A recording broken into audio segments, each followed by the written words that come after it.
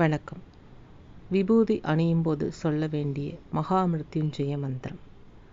மரண பயத்தை அகற்றவும், நோய்கள் நீங்கவும், நீண்ட ஆயுளை பெறவும், அறியாமையை அகற்றவும் உதவுவது மகாமிருத்யுஞ்சய மந்திரமாகும்.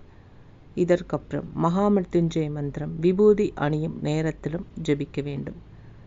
ஒரு முறையா மந்திரத்தை ஜெபித்த பிறகே விபூதி அணிய வேண்டும். சின்முத்திரையோட இடது கையில் சிறிதளவு விபூதியை எடுத்துக்கொண்டு வலது கையால் அதை மூடி ஒரு முறை மந்திரத்தை ஜெபிக்க வேண்டும். அதற்கு பிறகு விபூதியை சிறிது குழைத்து நெற்றியில் அல்லது உரிய இடத்தில் பூசிக்கொள்ள வேண்டும். அதற்கு ஆள்காட்டி விரல், மோதிர விரல் மற்றும் சூண்டு விரல் ஆகியவற்றை பயன்படுத்தித்தான் விபூதியை அணிய வேண்டும். விபூதி அணியும் போது சொல்லுற மந்திரம் தவறாமல் சொல்ல வேண்டும்.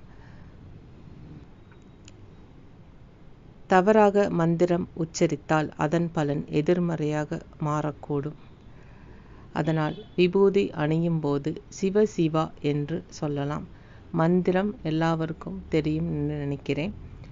ஓம் த்ர்யம்பகம் யஜாமஹே சுகந்திம் புஷ்டி வர்தனம் உருவாருகமிவ பந்தனான் மிருத்யோர் முக்ஷீய மா மிருதாத்.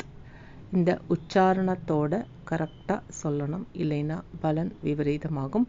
உச்சரிக்க தெரியவில்லை என்றால் சிவ சிவா என்று நான் சொன்ன விதத்தில், அதானது மோதிர விரல், சூண்டு விரல், ஆள்காட்டி விரல், இதை மட்டும் பயன்படுத்தி விபூதியை அணியணும்.